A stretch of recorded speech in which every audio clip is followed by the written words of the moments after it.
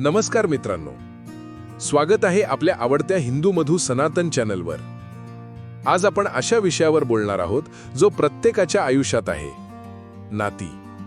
आज नाती आहेत, पण त्यातली जवळीक हरवलीये। माणूस गर्दीत असूनही एकटा पडतोय। मोबाईलमध्ये शेकडो कॉन्टॅक्ट्स आहेत, पण बोलायला मनापासून एकही नाही। घरात सगळे एकत्र राहतात, पण एकमेकांसाठी वेळ नाही।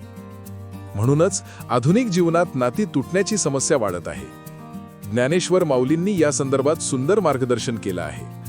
ते म्हणतात, जे जे भेटे जन तयासी भावे आपण। ज्ञानेश्वरी अध्याय 6।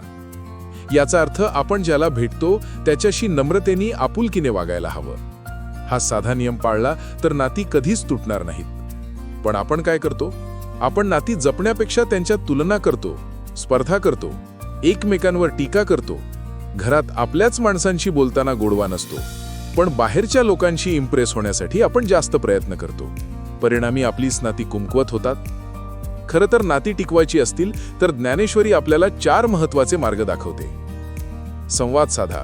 बोलणं थांबलं की नात्यात गैरसमज वाढतात आणि अंतर निर्माण होतात। साधं तू कसा आहेस हे विचारणं सुद्धा माणसाच्या मनाला मोठा आधार देतं। मानसशास्त्र सांगतं की ज्या नात्यात संवाद नियमित असतो ती नाती जास्त काळ टिकतात। नम्रता ठेवा। नम्रतेने बोललेला एक छोटा शब्द हजारो राग शांत करू शकतो।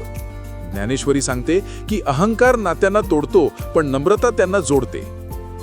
मोठेपणा दाखवून कोणालाही जिंकता येत नाही, पण नम्रतेने प्रत्येकाचं मान जिंकता येतं। आपुलकी जपा। नाती टिकवण्यासाठी भपकेदार भेटवस्तूंची गरज नसते। थोडीशी आपुलकी, थोडं हसून बोलणं, काळजी घेणं एवढंच पुरेसं असतं। माणसाला पैशाची नाही तर आपुलकीची भूक जास्त असते। लहान लहान क्षण जपले तर नाती मजबूत होतात। अहंकार बाजूला ठेवा। नाती तुटण्याचं मोठं कारण म्हणजे अहंकार।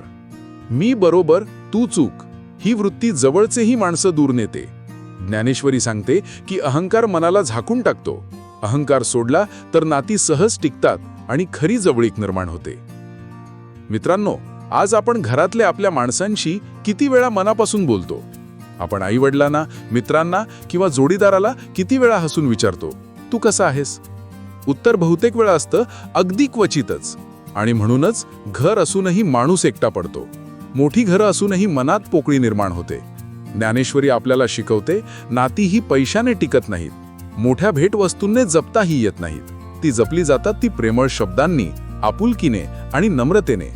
मित्रांनो, लक्षात ठेवा, नाती तुटण्याचं खरं कारण आहे संवादाचा अभाव, नम्रतेचा अभाव, आपुलकीची उणीव आणि अहंकार।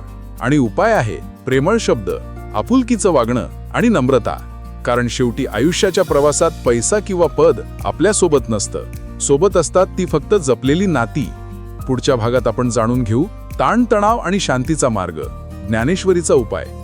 आपल्या हा व्हिडिओ ज्ञानवर्धक वाटला तर लाईक, शेअर, सबस्क्राईब करा। धन्यवाद।